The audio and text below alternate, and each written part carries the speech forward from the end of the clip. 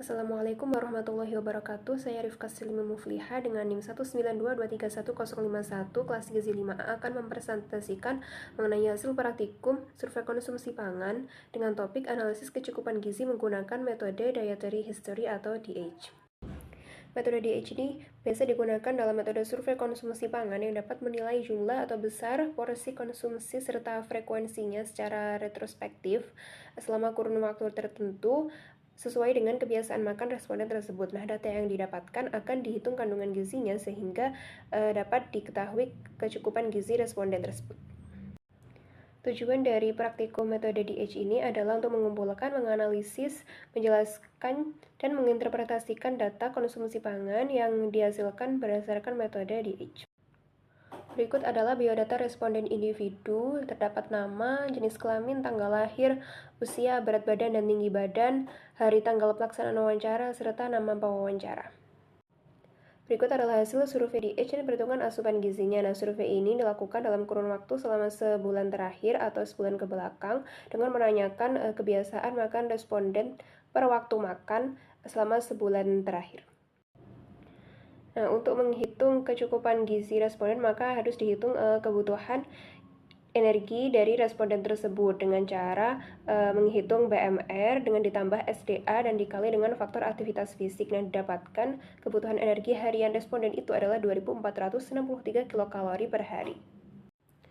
Setelah itu dianalisis kecukupan energi dan zat gizi dari responden. Nah, didapatkan bahwasanya asupan energi responden menurut klasifikasi WNPG selama sebulan terakhir tergolong defisit berat, sedangkan asupan zat gizi makro hanya cukup untuk asupan protein, sedangkan lemak dan karbohidrat kurang atau belum memenuhi kebutuhan. Adapun analisis kecukupan zat gizi mikro yang diteliti yaitu natrium, zat besi, vitamin C, dan kalsium semuanya tergolong dalam kategori kurang atau belum memenuhi kebutuhan.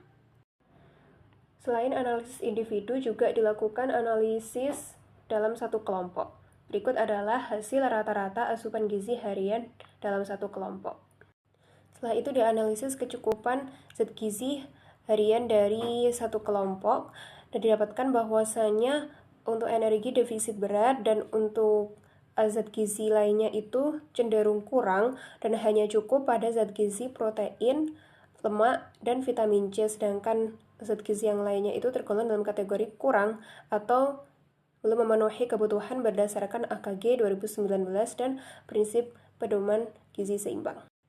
Selain itu juga dilakukan analisis perbandingan kecukupan zat gizi individu dibandingkan dengan kelompok. Nah, setelah dibandingkan antara persentase individu dengan persentase kelompok, diketahui bahwasanya untuk asupan energi, lemak, karbohidrat, dan vitamin C individu itu berada di bawah rata-rata kelompok, sedangkan zat gizi lainnya itu berada di atas rata-rata kelompok.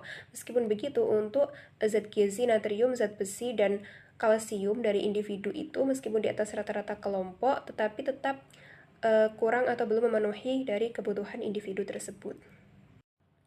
Dari hasil praktikum ini dapat disimpulkan bahwasanya hasil survei pada individu menunjukkan asupan gizi responden cenderung kurang selama sebulan terakhir, bahkan mengalami defisit berat untuk asupan energi. Tapi untuk zat gizi protein ini sudah termasuk dalam kategori cukup. Nah, untuk survei kelompok diperoleh hasil interpretasi yang hampir sama dengan survei individu. Dengan perbedaan itu hanya terdapat pada asupan lemak dan vitamin C yang termasuk dalam kategori cukup. Untuk total asupan zat gizi harian individu ini yang berada di bawah rata-rata kelompok itu adalah energi, lemak, karbohidrat, dan vitamin C, sedangkan sisanya berada di atas rata-rata kelompok. Sekian presentasi dari saya. Terima kasih banyak atas perhatiannya. Kurang lebihnya mohon maaf. Wassalamualaikum warahmatullahi wabarakatuh.